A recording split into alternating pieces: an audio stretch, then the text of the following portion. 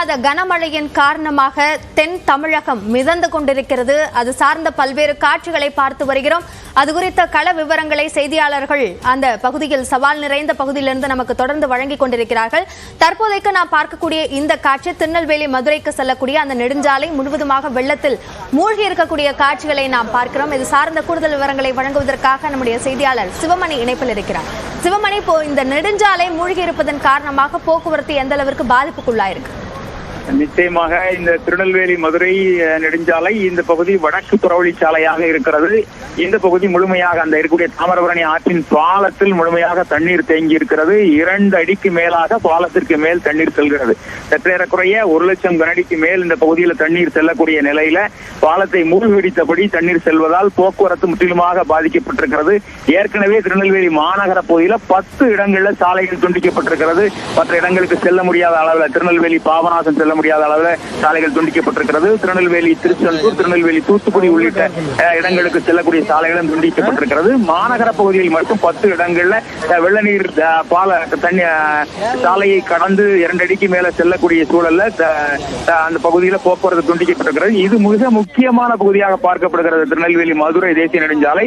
இந்த பகுதி வழியாகத்தான் தென் தமிழகத்தில் இருந்து திருநெல்வேலி பகுதியிலிருந்து மதுரை வழியாக சென்னை உள்ளிட்ட பகுதிகளுக்கு செல்ல முடியும். முழுமையாக இந்த சாலை அப்படிங்கிறது துண்டிக்கப்பட்டதன் காரணமாக மக்கள் முடங்கும் சூழல் ஏற்பட்டிருக்கிறது. இதன் அருகில் இருக்கக்கூடிய வீடுகள், அதாவது அந்த சாலைக்கு அருகில் இருக்கக்கூடிய வீடுகள் முழுமையாக தண்ணீரில் மூழ்கி இருக்கிறது.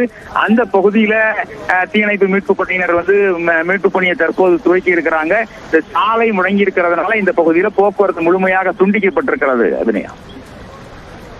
சிவமணி, இப்போ திருநெல்வேலியை பொறுத்த வரைக்கும் ஒட்டுமொத்தமாக போக்குவரத்து, பொது போக்குவரத்து என்பது துண்டிக்கப்பட்டிருக்கிறது என்று சொல்லலாமா? பேருந்துகள் இயக்கம் என்பது எந்த அளவுக்கு இருக்கு? நிச்சயமாக திருநெல்வேலியை பொறுத்த வரைக்கும் போக்குவரத்து முடக்கம் அப்படிங்கிறது 80% அளவில் போக்குவரத்து முடக்கம் அப்படிங்கிற நிலை தான் காணப்படுகிறது. ஒரு சில இடங்கள்ல பிரதான சாலைகள்ல தண்ணீர் தேங்காம இருக்கக்கூடிய இடங்கள்ல மட்டும் நகர பேருந்துகள் மட்டுமாக இயக்கப்படுகிறது. புறநகர் பேருந்துகள் இயக்கப்படவில்லை. அதோட புறநகர பேருந்துகளை இயக்கிறதுக்கு திருநெல்வேலி மதுரை சாலை துண்டிக்கப்பட்டிருக்கிறது. திருநெல்வேலி தென்காசி சாலை பாதியில் ஒரு சில இடங்கள்ல துண்டிப்பு ஏற்பட்டிருக்கிறது. திருநெல்வேலி பாபநாசம், திருநெல்வேலி அனைத்து பகுதிகளிலும் துண்டிப்பு ஏற்பட்டதன் காரணமாக பொது போக்குவரத்து அப்படிங்கிறது ஒரு 80% அளவில் முடங்கி போயிருக்கக்கூடிய சூழல் தான் காணப்படுகிறது. ஒரு சில இடங்களில் மட்டும் நகர பேருந்துகள் மட்டுமாக இயக்கப்படுகிறது. அதுவும் சாலையில சில இடங்கள்ல 2 அடிக்கு மேல் தண்ணீர் செல்லக்கூடிய நிலையில தண்ணீர் தத்தளித்தபடி அந்த அரசு பேருந்துகளை இயக்கக்கூடிய நிலை அப்படிங்கிறது இருக்கிறது. திருநெல்வேலி தாமிரபரணி ஆற்றை ஒட்டி இருக்கக்கூடிய தாமிரபரணி கிளை பகுதியிலும் தண்ணீர் அதிக அளவில் தேங்கி இருப்பதாக தகவல்கள் வெளியாகி இருக்கிறது. அந்த பகுதியில் இருக்கக்கூடிய பேருந்துகள் முழுமையாக அங்கிருந்து வெளியேற்றப்பட்டு வண்ணாரப்பேட்டை பகுதியில் நிறுத்தப்பட்டிருப்பதாகவும் தகவல் தற்போது தெரிய வந்திருக்கிறது.